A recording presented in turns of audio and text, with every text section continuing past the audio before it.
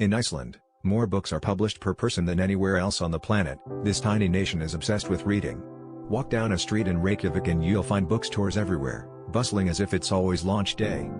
Icelanders have a tradition called Jólabókaflóð, or the Christmas book flood, where everyone exchanges books on Christmas Eve and spends the night reading.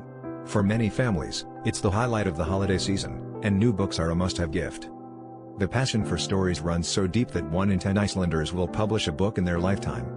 Writers aren't celebrities, they're neighbors, teachers, friends, and relatives, sharing their stories with a nation that's hungry for words.